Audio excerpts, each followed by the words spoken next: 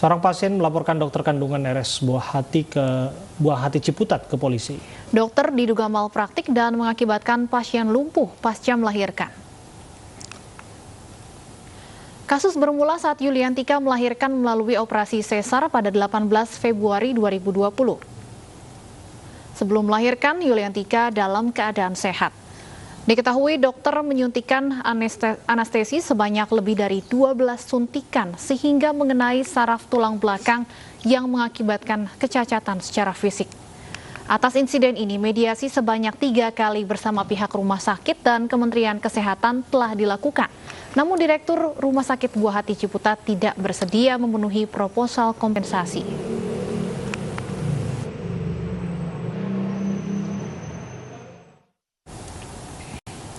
Selengkapnya terkait dugaan malpraktik, saat ini sudah bergabung bersama kami Irwan Supandi, suami dari korban dugaan malpraktik. Selamat sore Pak Irwan. Ya, selamat sore dengan Stefani. Ya Pak Irwan, sebelum menanyakan mengenai kronologi dan sebagainya, saya ingin tahu bagaimana kondisi istri Anda saat ini. Kejadiannya sudah setahun artinya ya?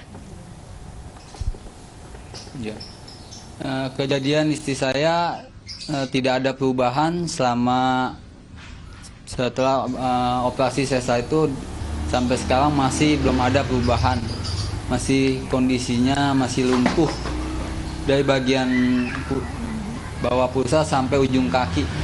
Masih tergeletak dirawat di rumah aja gitu. Tidak ada kemajuan kesehatan di bagian organ tubuh yang mana yang sudah mulai bisa digerakkan dan lain sebagainya, Pak Irwan? Belum ada bisa digerakkan sama sekali, dan juga belum terasa apapun BAB-nya sama buang air kecilnya juga belum terasa, belum merasakan dia selama hampir mau setahun ini gitu. Oke. Ya Pak Irwan, kami mendapat informasi sudah ada 3 kali mediasi dengan pihak rumah sakit dan Kementerian Kesehatan. Hasil mediasinya seperti apa Pak Irwan? Ya, hasil mediasi yang dilakukan kita dengan rumah sakit di Kementerian Kesehatan, tidak ada solusi untuk ke perawatan istri saya atau gimana, apa proposal istri saya gitu ya kan, atas pertanggungjawaban dia gitu. Dan rumah sakit itu benar-benar tidak mau bertanggung jawab atas kejadian ini sih. Oke, kondisi buah hati Anda seperti apa dengan ibu yang tergeletak lumpuh seperti itu? Mohon maaf, kami tidak bermaksud untuk menguak apa yang Anda alami begitu, tapi kami penasaran terhadap buah hati Anda. Kalau anak saya alhamdulillah sehat. Dia tinggal terpisah dengan istri saya. Dia dirawat dengan ibu saya, dan istri saya rawat dengan saya. Artinya bisa mendapatkan ASI tidak Pak? Enggak, tidak mendapatkan ASI. Jadi dengan susu formula ya? Paling aja sih. Ya formula aja, susu formula. Oke. Jika demikian, yang ingin kami ketahui apa upaya yang sudah dilakukan oleh pihak Kementerian Kesehatan dalam hal ini, karena kan sudah komunikasi, sudah mediasi, tidak ada kemajuan sama sekali dalam setahun ini. Ya, kita sudah melakukan sepanjang jalan ini, udah ke rumah sakit, Kementerian Kesehatan sudah melakukan ke Ikatan Dokter Indonesia juga udah, ya kan. Nah, hasilnya itu menunggu gitu aja sih. Upaya pengobatan apa yang dilakukan terhadap istri Anda, Pak Irwan? Ya tidak, kalau selama ini sih dirawat di rumah saja sih untuk itu, udah nggak dirawat ke rumah sakit karena istri ya mentok dengan biaya juga sih. Artinya setelah kejadian itu Anda sama sekali tidak pernah membawa istri Anda mendapatkan perawatan kesehatan di fasilitas kesehatan maupun rumah sakit? Pernah saya bawa ke klinik, nah tapi klinik itu menyarankan disuruh bawa ke rumah sakit yang lebih gede lagi. Nah ternyata kan saya mentok di dana gitu. Bagaimana kemudian Pak Irwan Anda membagi waktu antara harus bekerja dengan merawat istri Anda? Jadi saya bagi 3 tuh. Jadi paginya saya titipkan dengan orang tua istri saya kerja sampai malam. Nanti malam saya lihat anak saya. Nah, saya pulang jam 12 saya lihat istri saya gitu. Jadi istri saya nggak boleh ditinggal sih.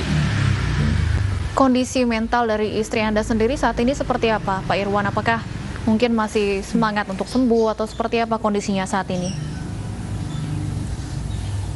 Dia masih trauma dengan keadaan yang dialami saat ini sih, dengan tentang rumah sakit buah hati itu. Yang rumah sakit masih trauma dia. Oke. Kalau rekam medis terakhir atau dugaan awal yang terjadi pada istri Anda ini yang mengakibatkan lumpuh itu apa, Pak? Yang mengakibatkan lumpuh itu terkena saraf tulang belakang, ya kan, suntikan anestesi, mengakibatkan terjadinya gumpalan darah di bagian tulang ekor sebelah, tulang bagian 11, tulang belakang bagian 11 gitu. Okay. Pak Irwan, Anda masih ingat siapa saja siapa saja dokter yang menangani istri Anda saat itu? Dokter Richard, Dokter Elizabeth, Dokter, udah sih yang saya tahu itu 2 dokter kandungan sama dokter anestesi. Artinya saat ini ada langkah hukum yang ingin dilakukan, Pak Irwan? Ya, ada langkah hukumnya. Ya, kami berharap bahwa keadilan dan kesehatan bagi istri Anda akan segera Anda dapatkan dalam proses-proses yang Anda lalui saat ini. Terima kasih sudah bergabung bersama kami di News Sore, Pak Irwan. Polisi meringkus Pak Sutri yang membuka praktek aborsi ilegal di rumahnya di Bekasi, Jawa Barat. Salah satu pelaku pernah bekerja di sebuah klinik praktek aborsi ilegal di Tanjung Priuk, Jakarta Utara. Terima kasih ya teman-teman semuanya. Kalau saya buka aja biar enak bicaranya. Pasangan suami istri berinisial ST dan IR ditangkap polisi di Pedurenan Mustika Jaya, Bekasi, Jawa Barat. Mereka membuka praktek aborsi ilegal dan mencari pasien dari media sosial. Polisi juga menangkap wanita berinisial RS yang hendak mengaborsi janinnya. Yang saya hormati Pak ya. Kabid Humas Polda Metro Jaya Kombes Pol Yusri Yunus menyatakan tersangka IR berperan melakukan aborsi, sementara suaminya ST bertugas mencari calon pasien. Tersangka IR sama sekali tidak memiliki kompetensi untuk melakukan aborsi. IR hanya memiliki pengalaman sebagai pegawai kebersihan di salah satu klinik aborsi ilegal pada tahun 2000. Mereka mengaku hanya melayani usia kandungan maksimal 2 bulan dengan tarif 5 juta rupiah. Sama sekali pelang memang untuk kejadian penangkapan tanggal 1 Februari yang lalu, di daerah Pedurenan Mustika Jaya, Kota Bekasi, di kediaman suami istri TR sama ST sendiri, di mana dia buka praktek untuk melakukan tindakan aborsi ilegal ini.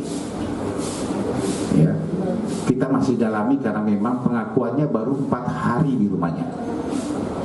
Ya, ini pengakuannya baru 4 hari di rumahnya, tetapi 5 pasien yang sudah dilakukan tindakan aborsi, yang kelima ini yang tertangkap. Dari penggerebekan Februari lalu, polisi menyita barang bukti berupa obat kimia untuk menggugurkan kandungan, alat medis, dan alat-alat lainnya.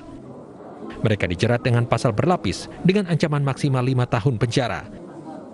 Hingga saat ini polisi masih menggali daftar pasien yang pernah menggugurkan kandungan. Dari Jakarta, Sofyan Firdaus, iNews melaporkan. Pembunuhan balita oleh ibu dan kekasih gelapnya sudah direncanakan untuk menutupi aib. Korban bukan anak hasil pernikahan yang sah dengan suaminya. Mana Pak RT Ijal? Usai sudah pelarian seorang ibu yang tega membunuh anak kandungnya yang masih berusia 9 bulan. Ia ditangkap saat bersembunyi di sebuah rumah di Desa Batu Sulu, Lampung Selatan. Polisi juga menangkap pria selingkuhan ibunya di tempat terpisah di Kelurahan Talang, Lampung Selatan. Keduanya mengakui perbuatan telah membunuh balita dengan meminumkan paksa ramuan khusus dan membekapnya hingga meregang nyawa. Pembunuhan ini sudah direncanakan keduanya untuk menutupi aib. Korban bukan anak hasil pernikahan sah dengan suaminya, melainkan darah daging dari pria selingkuhannya. Ini sudah merencanakan 2 bulan sebelumnya, karena mereka sudah terindikasi masyarakat di sebelahnya, tetangga-tetangganya, bahwa ada skandal perselingkuhan. Kemudian dia berencana untuk menghabisi daripada anak korban, karena anak korban ini mirip sekali dengan pelaku. Kedua pelaku kini mendekam di sel tahanan Mapolsek Teluk Betung Selatan untuk diperiksa intensif terkait perbuatan kejinya. Dari Bandar Lampung, Andres Afandi, iNews melaporkan. Polres Nia Selatan, Sumatera Utara terus menyelidiki penemuan jenazah bocah dalam karung goni. Korban merupakan anak kepala desa di Kecamatan Lahusa, Nia Selatan.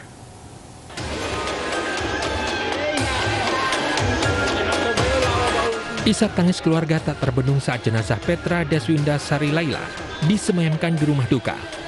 Korban yang berusia 7 tahun ditemukan tewas di dalam karung. Saat ini polisi terus menyelidiki kematian bocah yang merupakan anak kepala desa di Kecamatan Lahusa, Nia Selatan. Polisi juga telah menggelar olah tempat kejadian perkara. Tim Inafis kita bersama dengan dokter. Ya, kalau boleh disampaikan Pak, dari tubuh korban sendiri ditemukan apa saja Pak yang membuat korban meninggal dunia Pak? Nah, itu nanti setelah ada hasil dari resmi dari rumah sakit, dari yang dikeluarkan oleh dokter.